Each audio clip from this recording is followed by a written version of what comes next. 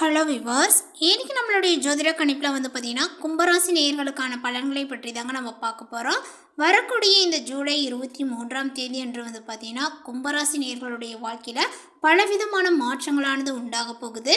அந்த ஒரு மாற்றங்களானது பார்த்தீங்கன்னா கும்பராசிக்காரர்களுக்கு முன்னேற்றங்களாக இருக்குமா, இல்லை வேறு ஏதாவது பார்த்தீங்கன்னா இவர்கள் பின்னடைவுகளை சந்திப்பார்களா, இவர்களுடைய தொழிலானது எப்படி இருக்க போகிறது, அதேபோல் நிதிநிலைகள், பொருளாதாரங்கள் மற்றும் குழந்தைகளினுடைய கல்வி நிலைகளானது எப்படி இருக்கும், குடும்ப சூழ்நிலைகளை பொறுத்தவரை பார்த்திங்கன்னா எப்படி இருக்க போகுது அப்படிங்கிறத குறித்து இப்போ இந்த பதிவில் நம்ம விளக்கமாக பார்க்க இருக்கோம். பதிவை தொடர்ந்து பாருங்கள். இந்த வீடியோவை கும்பராசி நேயர்கள் பார்த்துட்டு இருந்தீங்க அப்படின்னா இந்த வீடியோவுக்கு ஒரு லைக் கொடுத்துருங்க. அது மட்டும் இல்லாமல் நம்மளுடைய சேனலை இப்போ தான் ஃபர்ஸ்ட் டைம் நீங்கள் விசிட் பண்ணுறீங்க அப்படின்னா நம்மளுடைய சேனலை இன்னும் சப்ஸ்கிரைப் பண்ணாமலே இருப்பீங்க. முதல்ல சப்ஸ்கிரைப் பண்ணிவிடுங்க. அப்படியே கூட இருக்க அந்த பெல்லைக்கானே பார்த்தீங்கன்னா கிளிக் பண்ணி வச்சுக்கோங்க. அப்போ தான் நம்மளுடைய சேனலில் கொடுக்கக்கூடிய அனைத்து தகவலுமே உங்களுக்கு நோட்டிஃபிகேஷனாக வரும். அதையும் நீங்கள் பார்த்து பயனடையலாம். 12 வருடங்களுக்கு பிறகு சிவராஜ யோகத்துடன் இந்த காலகட்டங்களானது பிறக்கிறது. சூரியனும் குரு பகவானுமே வீட்டில் இணைந்து உச்ச பலத்துடன் இருப்பதுதான் சிவராஜ யோகம். இந்த காலகட்டத்தில் சூரியன், புதன், குரு கடகராசியில் பார்த்தீங்கன்னா பயணிக்க உள்ளனர். அதே போல் சுக்கிரன் கன்னி வீட்டில் பயணிக்க போகின்றார். செவ்வாய் சுக்கிரனுடைய வீட்டில் அமர்ந்துள்ளார். புதன் பகவான் வக்ரமாக உள்ளார். ராகு கேதுவினுடைய தாக்கம் இந்த காலகட்டத்தில் இருக்கும். சுக்கிரன் ராகு சேர்க்கையானது உள்ளிட்ட நல்ல பலனையை உங்களுக்கு கொடுக்க இருக்குதுங்க. ஸோ இந்த காலகட்டத்தில் பார்த்தீங்கன்னா உங்களுக்கு என்ன பலன்கள் கிடைக்க போகுது அப்படிங்கிறது குறித்து இப்போ நம்ம தெளிவாக தெரிஞ்சுக்கலாம். கும்பராசிக்காரர்களுக்கு பார்த்தீங்கன்னா நிறைய விதமான முன்னேற்றங்கள் இருக்குன்னு கூட சொல்லலாம். கும்பராசிக்காரர்களுக்கு தொழில், உத்தியோகம், வியாபாரம், வழக்குகள் ரீதியாக நிறைய வெற்றிகளானது பார்த்தீங்கன்னா ஏற்படுங்க. செல்வாக்குகளுமே உங்களுக்கு கூடும். தொழிலில் இருந்த நீண்ட நாள் கஷ்டங்கள் தீரக்கூடுங்க. புதிய தொழில் மாற்றங்களானது ஏற்படும். வியாபாரத்திலும் உத்தியோகத்திலுமே பார்த்தீங்கன்னா பெரிய செல்வாக்குகளை நீங்கள் பெறுவீர்கள். இழுபறியாக இருந்த சிக்கல்களானது உங்களுக்கு தீரும். உறவுகள் தொடர்பான விஷயத்திலும் பெரிய அனுகூலங்களும் சந்தோஷங்களுமே ஏற்படும். பூமி சம்பந்தப்பட்ட விஷயத்தில் இருந்து வந்த பிரச்சனைகளானது தீரக்கூடும். செல்வாக்கு கூடக்கூடிய நல்ல காலகட்டங்கள் இது அப்படின்னு தான் சொல்லணும்.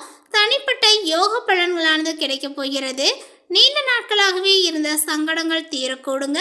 பணவரவுகள் அற்புதமாக உங்களுக்கு இருக்கும். புதிய முயற்சிகளை நீங்கள் மேற்கொள்வீர்கள். இழுபறியாக இருந்த நிலைமைகளானது பார்த்தீங்கன்னா மாறக்கூடுங்க. உங்களுடைய ஆரோக்கியத்தில் மிகுந்த கவனங்களானது தேவை. வழுக்கலான இடங்களில் பார்த்து செல்வது நன்மையை கொடுக்க. எதிரிகளை அசாதாரணமாக எடை போடுவதை தவிர்க்க வேண்டுங்க. அதே போல் முதுகு தண்டுவடம் தொடர்பான பாதிப்புகளில் கவனங்கள் தேவை. கணபதி அம்பாள் வழிபாடு செய்வது உங்களுக்கு ஏற்றத்தை கொடுக்கும் அப்படின்னு சொல்லலாம். கணபதியும் அம்பாளையும் மறக்காமல் தொடர்ந்து நீங்கள் வழிபாடு செய்துக்கோங்க. இந்த காலகட்டத்தினுடைய தொடக்கத்தில் உங்களுடைய ராசிநாதன் சனி தனஸ்தானத்தில் வக்ரம் பெற்று சஞ்சரிக்கின்றார். எனவே பொருளாதார பற்றாக்குறைகளானது உங்களுக்கு ஏற்படுங்க. குடும்ப சுமைகளானது பார்த்தீங்கன்னா அதிகரிக்கக்கூடும். கொடுத்த வாக்கை காப்பாற்ற இயலாது. உடல் நலத்திலும் சிறு சிறு தொல்லைகளானது ஏற்பட்டு அகலுங்க. 7.5 சனியில் உங்களுக்கு குடும்ப சனியினுடைய ஆதிக்கங்களானது நடைபெறுகிறது. எனவே குடும்பத்தில் சுப செலவுகளானது பார்த்தீங்கன்னா அதிகரிக்கும். பிள்ளைகளினுடைய கல்யாண கனவை பார்த்தீங்கன்னா நினைவாக்க எடுத்த முயற்சிகளானது பலனை கொடுக்கும். வீட்டிற்கு தேவையான விலை உயர்ந்த பொருட்களை வாங்குவதில் ஆர்வத்தை காட்டுவீர்கள். உங்களுடைய ராசிநாதன் சனி வக்ரம் பெற்றிருப்பதனால சனிக்கிழமை தோறுமே பார்த்தீங்கன்னா விரதங்களை இருந்து சனி பகவானை வழிபடுவது ரொம்ப நல்லது. மேலுமே இந்த காலகட்டங்களில் பார்த்தீங்கன்னா கடகராசிக்கு புதன் செல்ல இருக்கின்றார். அவர் அங்குள்ள சூரியனோடு இணைந்து புதாத்திய யோகத்தையும் பார்த்தீங்கன்னா ஏற்படுத்துகின்றார். அவரோடு உச்ச குருவும் இணைந்து சஞ்சரிப்பதனால உங்களுக்கு நல்ல சந்தர்ப்பங்கள் இல்லம் தேடி வரக்கூடும். படித்து முடித்து வேலை இல்லாமல் இருக்கக்கூடிய பிள்ளைகளுக்கு இப்பொழுது புதிய வேலைகளானது கிடைக்கக்கூடும் அப்படின்னு சொல்லலாம். குடும்பத்தில் ஒன்றுக்கு மேற்பட்டவர்கள் சம்பாதிக்கக்கூடிய யோகங்களும் உண்டு. அதே போல் உங்களுடைய தொழிலில் பழைய பங்குதாரர்களை விலக்கிவிட்டு புதிய பங்குதாரர்களை பார்த்தீங்கன்னா நீங்கள் இணைத்து கொள்ள முன்வருவீர்கள். அரசியல் களத்தில் இருக்கக்கூடியவர்களுக்கு இப்பொழுது நல்ல ஒரு பொறுப்புகள் கிடைக்கும் அப்படின்னு சொல்லலாம். மக்களுக்கு சேவை செய்ய வேண்டும் என்ற ஆர்வங்களும் பூர்த்தியாகும் அப்படின்னு சொல்லலாங்க. பாக பிரிவினைகள் சுமூகமாக முடிந்து உங்களுக்குரிய பங்கு கைக்கு சேரும் அப்படின்னு சொல்லலாம்.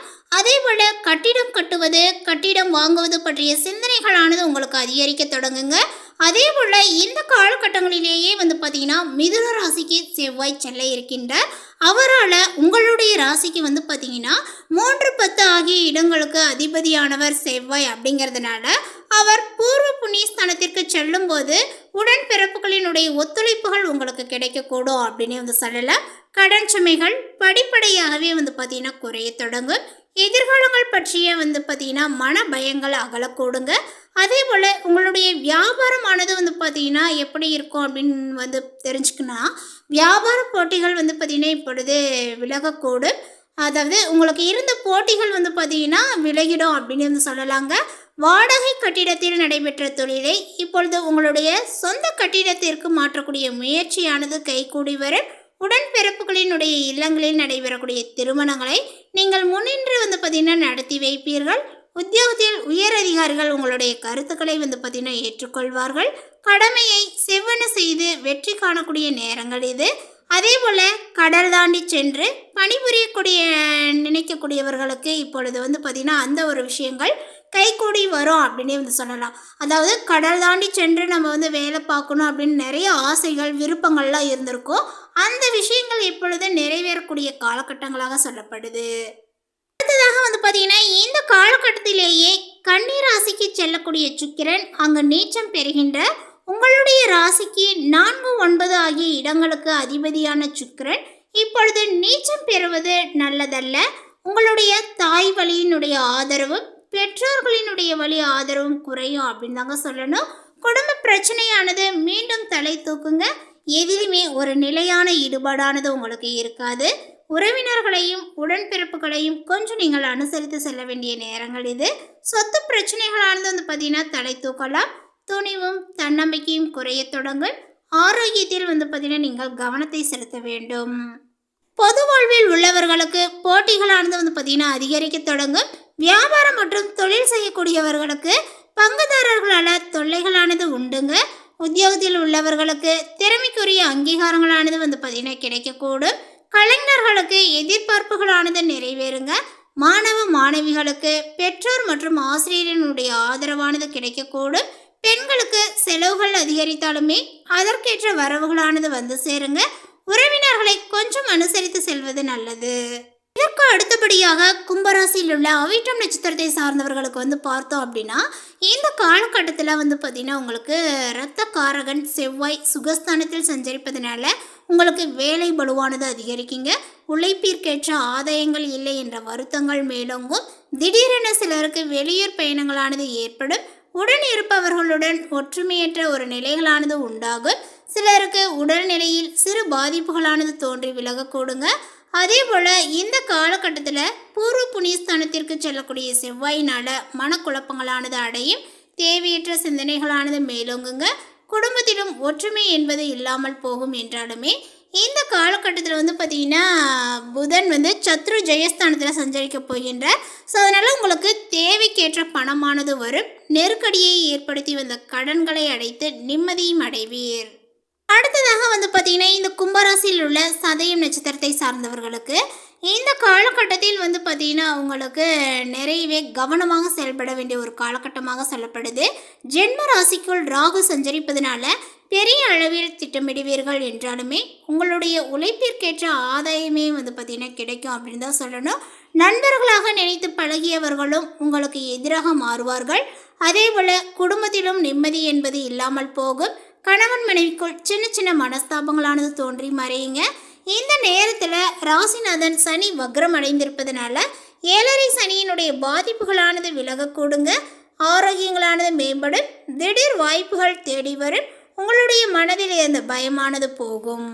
அடுத்ததாக வந்து பார்த்தீங்கன்னா இந்த கும்பராசியில் உள்ள புரட்டாதி நட்சத்திரத்தை சார்ந்தவர்களுக்கு இந்த காலகட்டங்களில் வந்து பார்த்தீங்கன்னா உங்களுக்கு ஓரளவுக்கு நன்மைகள் கிடைக்கும் அப்படின்னு வந்து சொல்லலாம். அதாவது ஞானக்காரகன் குரு வந்து பார்த்திங்கன்னா இந்த காலகட்டத்தில் அஸ்தமனம் அடைந்திருப்பதனால செயல்களில் தடுமாற்றங்கள் இருக்கும்.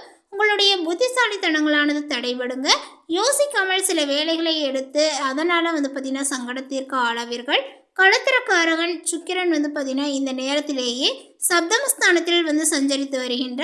ஸோ அதனால் உங்களுடைய மனதில் சஞ்சலங்களும் காயங்களுமே வந்து பார்த்திங்கன்னா ஏற்படுவதற்கு வாய்ப்புகள் இருப்பது உண்டு.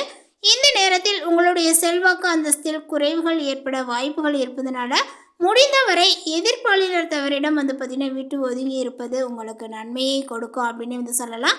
புதிதாக அறிமுகமாகக்கூடிய யார் மீதுமே இந்த நேரத்தில் அக்கறை எடுத்துக்கொள்ள வேண்டாம்.